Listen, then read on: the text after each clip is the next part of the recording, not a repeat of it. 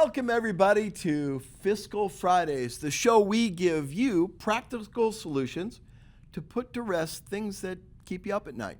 I'm David Schaeffer, founder of American Retirement Advisors, and your host for today's episode of Fiscal Fridays. For over 25 years, we've helped make healthcare, retirement income, and inheritance planning 1, 2, 3 easy. Today, I'm joined by a very, very special guest. We all know and love him. Welcome, Mr. David Edge.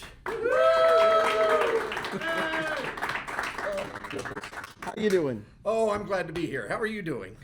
Super Okay. good and getting better. Super good, getting better, absolutely. Well, Mr. Edge, we had somebody call in this week. Yes. Why don't we just get to it? Okay. And put their mind at ease. Oh, absolutely. Yes, sir. So, Oh, hang on. Let me get my pen. I was going to say, get your pen because you need to take notes. All right. Because we're going to solve this question right now. All right. All right, you ready? Hang on. I got to open it up. I know. Oh, you got that nice pen. Fancy Look at the nib, schmancy. Fancy schmancy. All right. Let's Okay. go. All right. This is from Carl and Peggy. Okay. And they say, I've got $500,000 at Vanguard, and I think I'm fine. And that's how he titled his note. All right. Hey, David, I've been doing this myself for about 20 years. I've got right around $500,000 at Vanguard. Index funds, a target date fund, a little bond allocation. It's well done. I'm making about $130,000 a year as I still work, but I want to retire at 65. My wife has a small IRA, maybe $80,000. Now, I've been reading Boglehead's forums. That's Bogle. that's What, the John guy, Bogle? John Bogle, the guy that founded, he does Vanguard. He founded that. Well, I know he did. That was his thesis from Princeton. From Princeton, I know. Yeah. I feel like I've got a pretty good handle on this. I guess my question is, am I missing anything?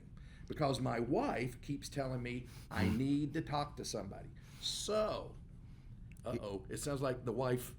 What's the deal with the wife? A happy wife, happy life. Thank you very much. Yeah. Okay. So, okay, let me make sure I've got this. Carl and Peggy. Carl wants to retire in a few years. What do we have his age at? He's at 62, He's and Peggy's 62. And Peggy's 61. 61. All right. So a few years away from Medicare. Yep. All right. And then he's earning $130,000 a year. Right. All right. So the standard questions are, what are they spending? So the easy way to do this, how much of their $130,000 a year that he's making He's got are some they extra saving? notes. Yeah, he's got some extra notes. Okay. So he's got he's putting $20,000 a year into savings. Okay. So his adding. So his real spend need is 110. Got it. Okay. And they've also got their house payment. He's got 2 more years of house payments. The house payment's $4,200 a month. Wait, so that's like 50 grand a year. Yeah, like 50 grand. He's got 50 grand, and the house will be paid off. All right, so 50 minus 110 is 60.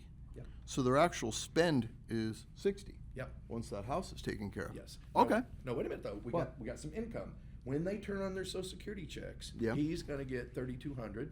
Mm-hmm. And when she turns hers on, though, she's not going to get that much because she's going to turn it on early.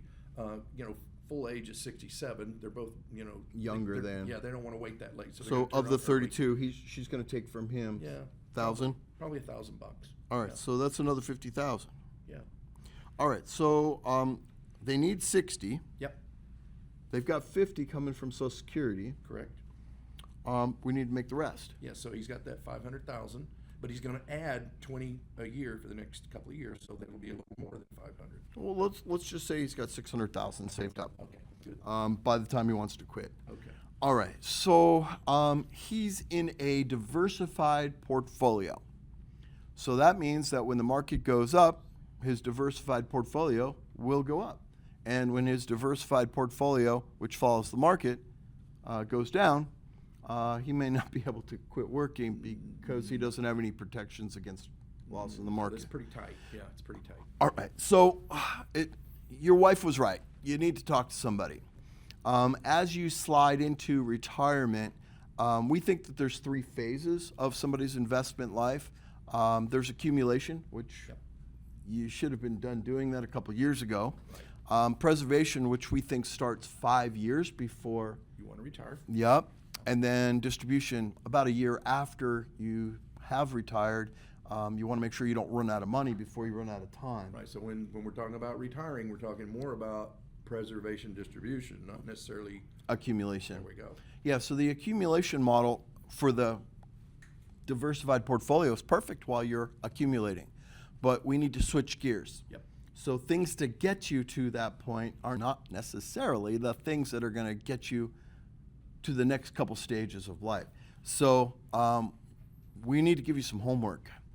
You need to find yourself a retirement income planner, not a wealth manager, not a broker, but somebody that expertly focuses their practice on retirement income planning. It's a little bit different.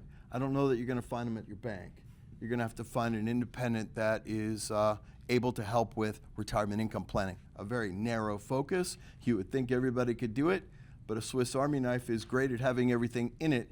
But if you need to chop down a tree, it's going to take you a while to get it done with a Swiss Army knife. Yep. Right? I mean, I love those little things. I made you one when we Yes, were in you did. Switzerland the other day. Absolutely. But anyways, all right, homework. Find a retirement income planner. We break people's money up into 3 practical focuses, if you will. I don't want to say the word buckets, but you could use buckets, I suppose. Green money, that's the money in the bank, liquid and available. Doesn't make very much, but you don't. Yellow money. Oh, it's yellow? Yellow is the money, liquid and available. You mean like your phone? Like my phone, yes. All right, yellow. Yeah, yellow money, liquid and available. See, I got What's the green's the green? next one. Green. I'm That's so glad you're protected. here. That's protected. That's the fully insured savings programs, really designed for income over a lifetime. And then when you're done with it, it goes to the next generation. Right. And then the other kind is red. Yes. Did I get that color right? Red's in the market. Thanks for wearing a red tie so I know which one it was. That's right. Yeah, how long have we been doing this? I don't know, 15, 20 years, I don't know. It could be 25. Could be 25. Anyways, so the red money, that's subject to the market, so you need to be careful with that. His diversified portfolio could go the wrong way if the market goes the wrong way. Well, then he'll be short. Yep. I didn't hear anything about a long-term care plan. Nope. So I didn't see anything about long-term care. They didn't say anything about it. So that's something we need to bring up because that could be handled a couple of different ways. Right. I mean, planning doesn't mean buy insurance. It just makes sure you have a plan to take care of yourself when you can. Absolutely. All right. Homework for you. One quick recap. Find a retirement income planner, somebody that is expert and focused solely on that narrow area of financial planning. Make sure that your money is split into 3 different buckets. What color? Yellow's for cash. Green for insured savings, primarily for income that you can't outlive. And red, Very carefully managed in the market. we want to get those dividends. We want to earn like we're in the market. We should be in the market. Don't think we shouldn't be in the market. We should be in the market, but very carefully managed. And that money in the market, you'd want it to be liquid and available. You don't want it stuck in anything like that.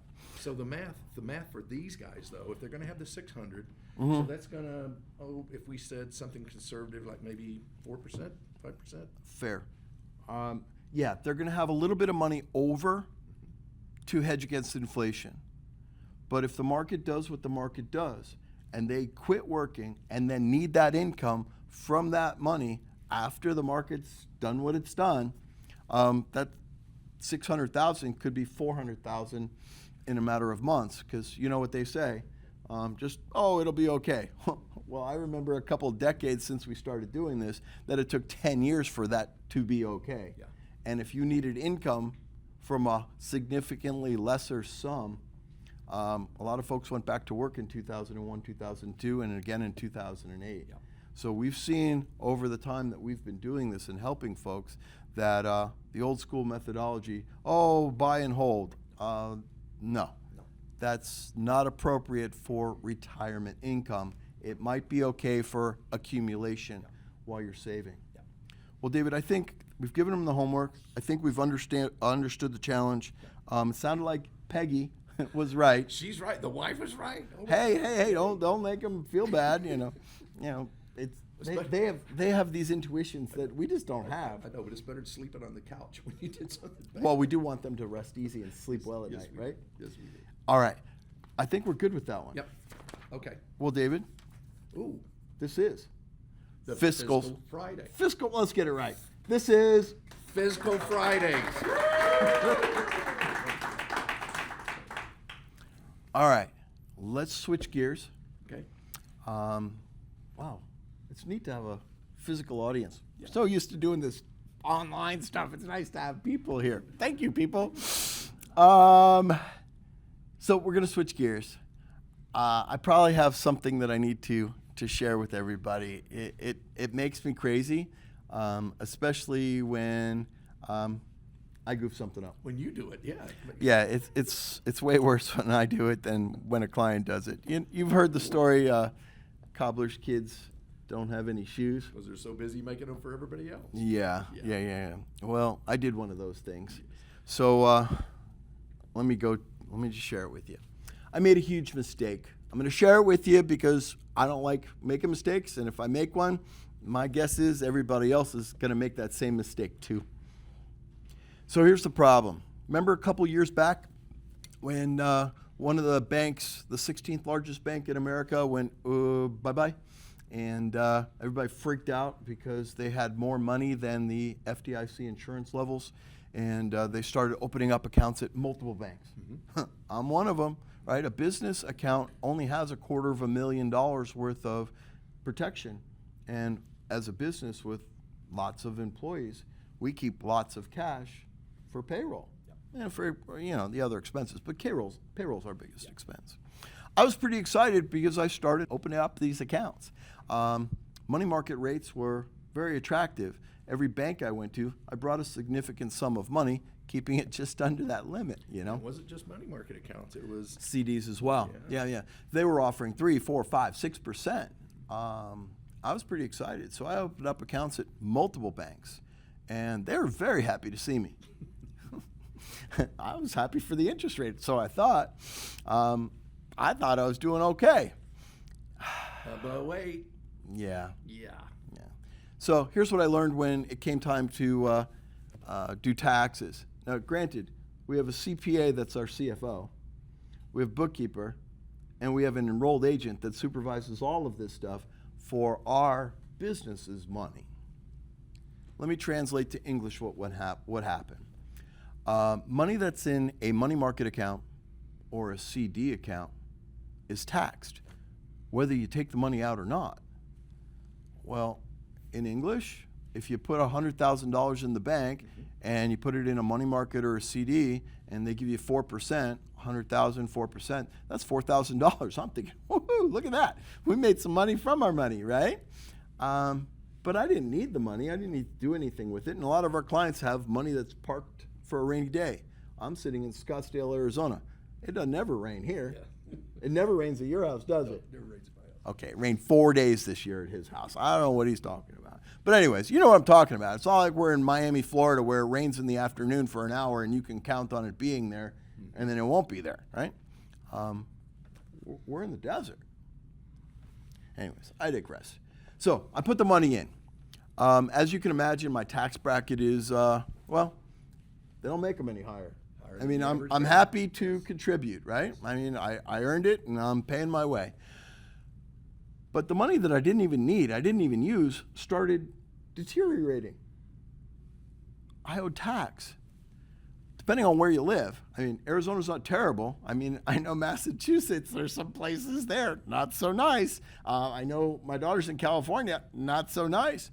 But I owed nearly half of what I earned in tax. So that $4,000 got really close to $2,000 on money I didn't even use. So it's great for banks, it's great for Uncle Sam, not so great for me. So if you're paying 25% in federal tax or more, and you have city and state tax on top of that, just remember that 4 or 5% interest that they gave you isn't going to end up being 4 or 5% because you got to take money out of your pocket because the money that's in the CD or money market is just sitting there. There's a solution, though. There is. Fully insured savings programs from insurance companies offer 3, 4, 5-year CDs. Rates are always published in our newsletter. We search nationwide for that. Banks don't tell you about it, but guess what? That money in there is tax deferred, fully available at the end of the term, 3, 4, 5 years, whatever you choose. But if you don't need the money and you don't want to pay taxes on money that you don't owe taxes, put it in there. That's called triple compounding. Well, that's my rant. Hey, David. Hey, This is Fiscal Fridays.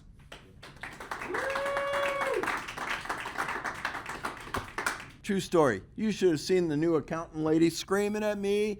Oh. What? You're not supposed to yell at me. I'm supposed to be the boss. Nope. Love that lady. So if you're not using our accountant in Mesa, Susan. Yeah, She won't take. She doesn't want to pay taxes any more than anybody else, and she gets crazy when we are. All right, we're moving on to question number 2. Thanks for your finger there, Kyle. Okay. All right, here we go. All right, this is Candy and John. The note actually came from Candy, the wife. Okay, and the header is, we've got 1.1 million, but our advisor never talks about any of this. So we may have a communication issue here. Okay, here we go. David, my husband and I have been with the same financial advisor for about 15 years. We've got a little over $1 million. He manages most of it, and I think he's done fine with the investments. But I was talking to a friend who mentioned Roth conversions, and I asked our advisor, and he kind of brushed it off. Then I asked about taxes when we start taking Social Security plus our withdrawals, and he says, we'll figure it out when we get there. And then my mom passes away last year, and the mess with her accounts. The beneficiaries were wrong, there was no plan, probate took 9 months, and I realized I don't think we have a plan either. We have a portfolio, but I don't think it's the same thing. So it looks to me like we got 2 questions here. We need to talk about Roth conversion, the pros and cons, and we need to talk about this probate business that she ran into with her mom. All right, I want to touch on 2 other issues. Make Okay. sure you get me back on track. Yes, sir. One, when your advisor brushes you off, to me that's a red flag. An important question to you is an important question to you. Yes. Doesn't matter what they think. Their role is to support you and get you the information you need so you make your own decision. So I'm not so happy with the person that you've allowed to dismiss something that's important to you. Yes. Okay, but let's put that off to the side. We got to talk about Mom. So we're sorry for your passing. There's never an easy way to deal with that. We'll talk about inheritance planning. That's actually one of our 3 practices in the firm. We created inheritance planning because of the loss of parents. It happened to us. Yep. And well, I guess I'll take care of it now. When somebody passes away, if you are ahead of it and you do a little preparation, what you'd like to leave behind, most folks, is happy memories, pleasant surprises, and knowing that you didn't leave a mess behind. Now, I don't know about you, but remember when we were kids and we left our room a mess and our parents came in screaming? And then when we were parents, we screamed at the kids because they left it a mess. And it's kind of a sign of disrespect, I think, that you just don't put your stuff away. Well, that's kind of what happens when folks say, they'll take care of it. That's not a positive memory. I don't know about you, but the average person that has no will and has estates has some assets they leave behind, like a house or something like that, without any protection wrapped around it. It's anywhere from 12 to 24 months to take a property through probate in most states. So they need a roadmap. Probably a roadmap, yeah. Inheritance planning is really important, so much so that we actually wrote a white paper. It's our most popularly downloaded white paper in the 25 years that we've practiced. I can't tell you the full title, so Mr. Edge, get your beeper out. Yes. It's called Before Beep. Do Us Part. Yes. There's a link below. You can download this. Again, we've been doing this for 25 years. We wrote this white paper. It's filled with checklists of every single thing that you haven't even thought about. It's filled with everything that people are really concerned about. And you can download it. If you're here in the studio audience, grab a copy if you haven't already downloaded it. Before Beep. Do Us Part. Can't say the word on YouTube, apparently. All right, back to the script. So, first thing, let's talk about the Roth. David, when you get an ice cream sundae, what's the most important part of an ice cream sundae? Oh, the cherry on top. Think of the Roth IRA as a cherry on top of your retirement plan. It's just one element of the plan, but it could be an important element. So the cool thing about a Roth IRA is you stick in money after you already paid taxes on it. You grow it from a little to a lot. When you take it out, no taxes due, not ever, which is really amazing. Unlike that story we just talked about with the CDs, right? You owe taxes, you didn't even do anything with it. So the Roth IRA is great, but what your advisor didn't help you with and what your friend was excited about was you could convert a IRA, traditional IRA or 401k, into a Roth IRA. However, it creates issues. One, you're going to owe tax on that money when you do the conversion. So you want to be mindful as to how you do it. And if you'd like to do a little homework on that, guess what we have? Another white paper you can download for free. Because a lot of our clients are going to go do the research. You might as well do the research from a source that you know is going to be correct. This Roth conversion playbook is our interpretation of the IRS rules. It's all sourced and cited as to where the information came from. So do your homework. Learn a little bit more about it. Is it cool? Heck yeah, I love those cherries on top. So much so I used to get a whole bottle of the cherries, right? Roth IRA. But it will create challenges, and it needs to be part of a plan. So she did mention that they have a portfolio, not a plan. That's correct. So retirement income planning could include Roth conversions. But when you work with a retirement income planner, while they don't provide tax or legal advice, they understand the guidelines. So they would suggest withdrawals that would not create a taxable challenge for your portfolio. You're going to owe tax, but why would you want to owe 47 or 37% plus whatever your state and local tax is when you might not have to owe that? Might stretch it out a little bit. Yeah. Anyways, all right, so let's roll back. The Roth conversion's pretty cool. You need to talk to somebody that is explicitly invested in you. The homework. Grab the white paper. Learn about it. It's IRS data transformed into something you and I can read and talk about. Next thing, inheritance planning. Most folks want to leave memories, not a mess. Download this white paper. Where is it? I gotta cover up the name before what, Mr. Edge? Beep. Do us part. Yep. It's great for the DIYers Yep. to kind of get a yourself. handle You on bet. inheritance planning. It goes way beyond the trust and a will. Those are important. This takes care of the rest. And if you need help, I know somebody that might want to help with that. Absolutely. And I got to tell you, guys, I went through this personally a couple of years ago, and I saw stuff on that list I hadn't even thought about. So it was great.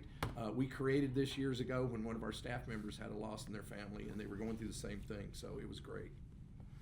All right, I think that's it. Step one, do a little homework.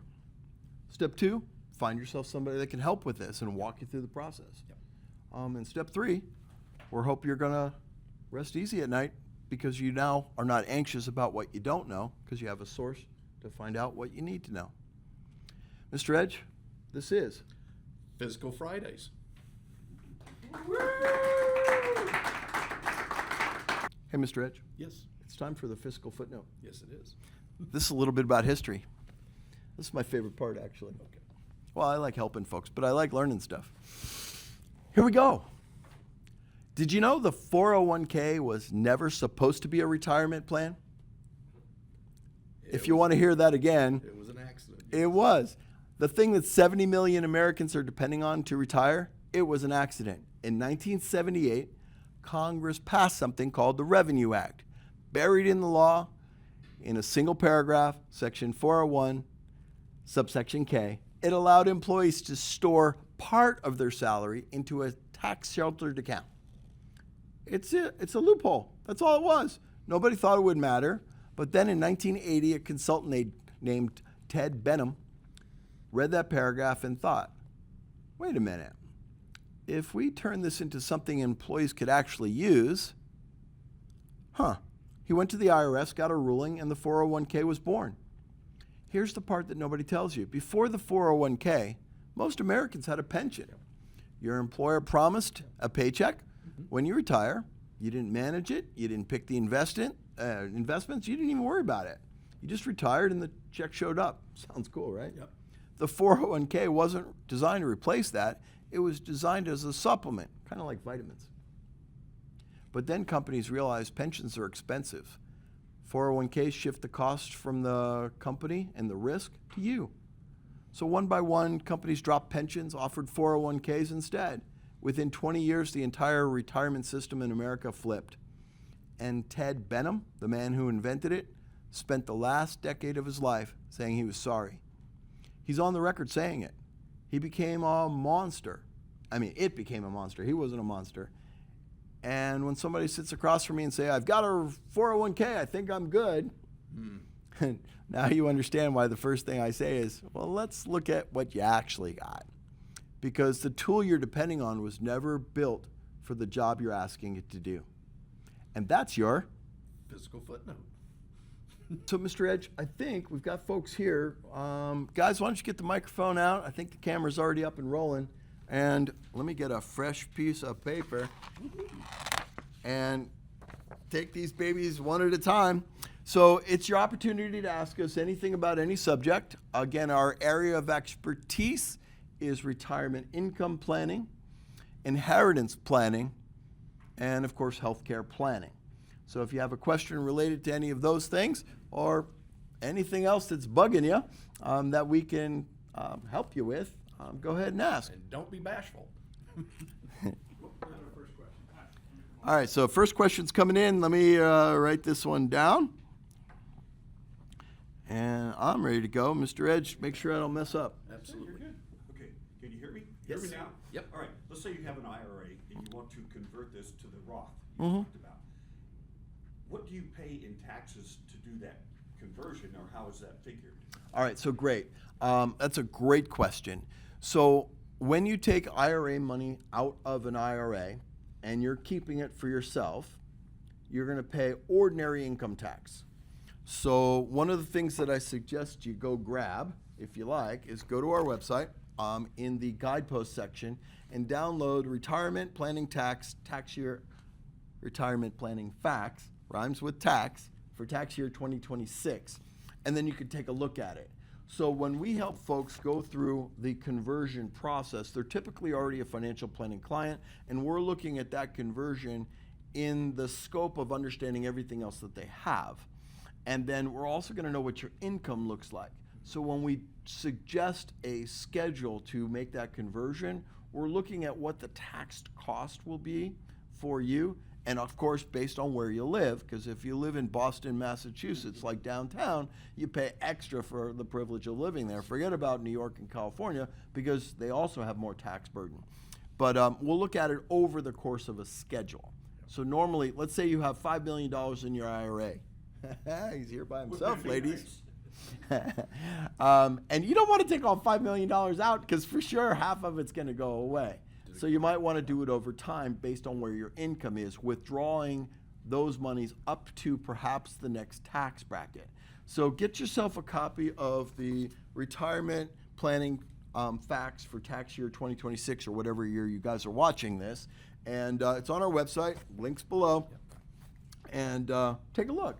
And David, the thing is, it's going to be different for everybody because everybody's in a different tax bracket. Right. That's one of the key things to look at, because if you're in low income and paying low taxes, taking that money out of your 401k is maybe not going to be so. It's going to be great. Yeah, it's going to be great. But if you're in a high tax bracket, I mean, good Lord, you may have to pay 30-40% on that money you're pulling out of the IRA to convert it to the Roth. Right. That's why doing the math and looking at your tax category is very important when you're going to try to do the conversion. Yeah. Now, David, this stuff can be a little complicated.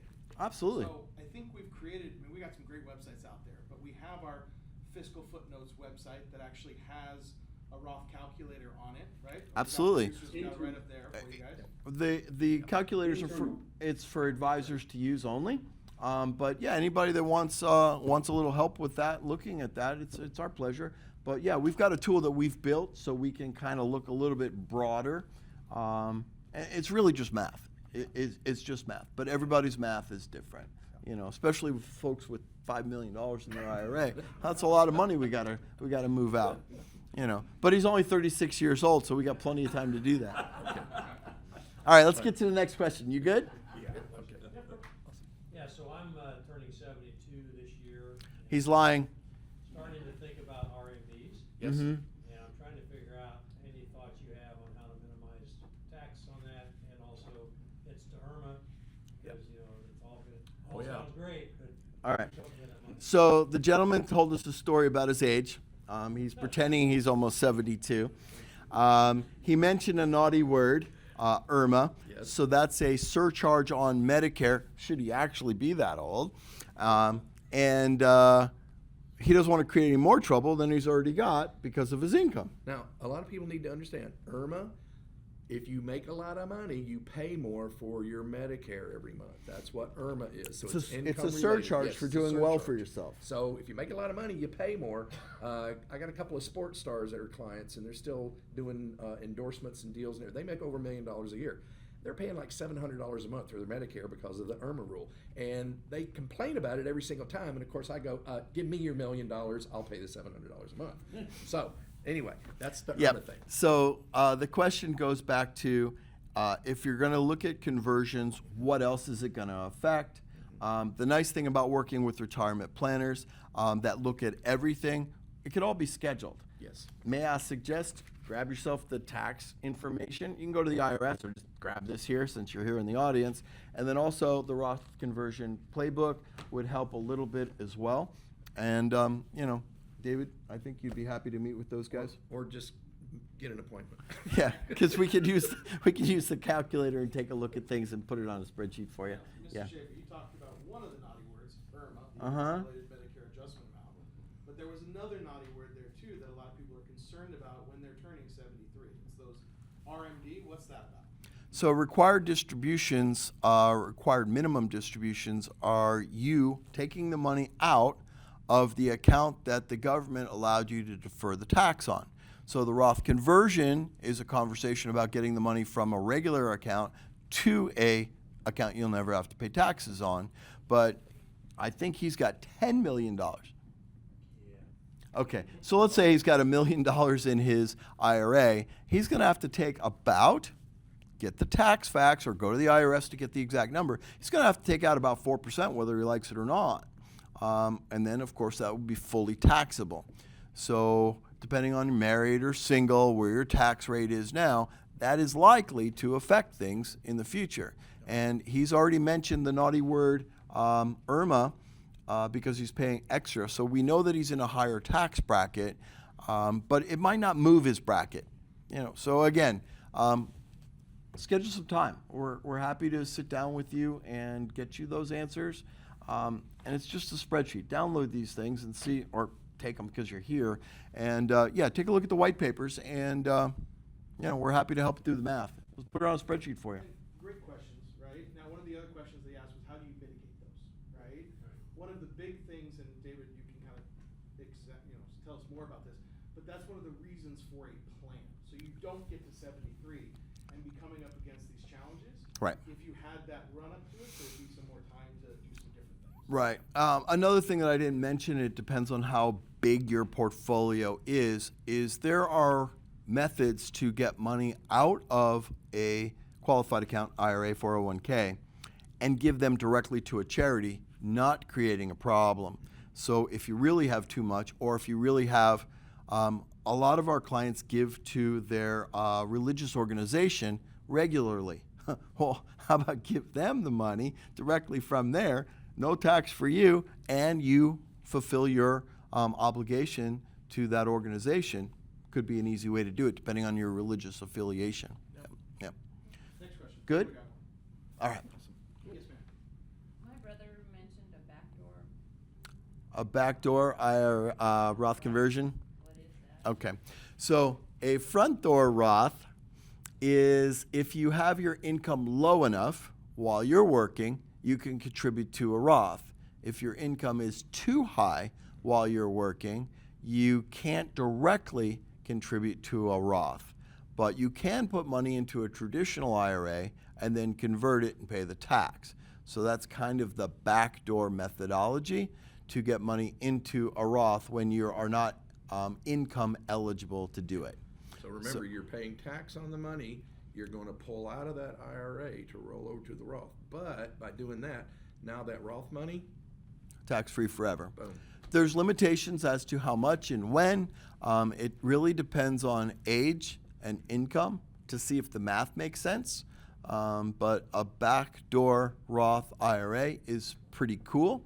And when we do generational wealth strategies for folks trying to get their assets from one generation to the next, that topic does come up. So backdoor is for folks that make too much that can't do a direct contribution to a Roth IRA. So a great question. You mentioned charity donations for that. Mhm. What about gifting to family members or your children or things like that? How does it? All right, so I think the question is, I have money that I have to take out of an IRA, a required minimum distribution, the naughty word, Yes. RMD. So can you give it to a kid? Not really. So the only way to not pay a tax is to give money to a recognized charity where they have a tax ID number, so that way when they take the distribution, they don't pay tax, so there wouldn't be any tax. So you could certainly gift money to kids, but as far as reducing your taxable liability by giving them the distribution, it's still you withdrawing the money. So while you're around, I'm not aware of a way to do that. Yeah, but it's a great question, because I think most folks would agree that they don't mind paying their fair share of taxes, but I don't think anybody agrees that the amount of tax that we're paying on our income is anywhere close to fair. No. Yeah. Yeah, a little bit more into that gifting though, sir. So you pay taxes when you take it out of that qualified account. Mhm. But if, let's say, you just wanted to give some money to your kids, are they gonna be taxed on that? So there's a certain amount of money that you can give to a kid that would keep them without state income tax and federal income tax. And then you can use your lifetime exemption to gift them more money, which would save them from federal tax. But that doesn't get it out of the qualified account without you creating a tax liability. Yeah. It's just you wanting to gift them some money because, hey, I got too much. I want to see you enjoy this money. I want you to take that Disney cruise, with the kids, that kind of stuff. I want to see you enjoy it, not leave it until after I'm gone. So. But if you're adopting, Yeah, I was going to say, yes. we'll volunteer. No, I just use some of that gifting to my granddaughter. She's fresh out of college, getting, her job. So we set it up. So she had her checking account, a savings account, and then long-term planning. All worked up through the financial plan. Good. You are a great mom. Well, you taught me. For those of you that are new to us, I've got some good news. For more than 25 years, our newsletter, the American Retirement Advisor, has been finding its way into mailboxes nationwide, helping folks rest easy at night. It covers the same solutions that we talk about in the show. Our blog also has hundreds of these articles already posted, and they're searchable. I think it's got the past 10 or 15 years of articles that we've all contributed to, and you could download them for free right now if you wanted to. You can also get yourself a copy of the newsletter every month. Just subscribe and tell us where you want it sent. I like the paper version. Looks like this. Some folks like the digital version. We also produce 3 social media channels with daily content. Most of the tips and tricks are 60 seconds or less. There's also another channel on Pinterest. It's called Betty Said So. It's filled with great stuff, recipes and things that you can pin and share with other folks. I get to host another channel called Fiscal Footnotes, which is all about the history of money. Our American Retirement channel, or American Retire, is filled with helpful reminders for things that you need to take care of, but some of those you might have put off, forgotten about, or not even known that you needed to take care of them. So if you're curious on how we help people face real retirement fears that keep them up at night, subscribe today. It's our gift to you. And be sure to tune in every Friday or every other Friday for Fiscal Fridays. From everyone here at American Retirement Advisors, coast to coast, we appreciate you.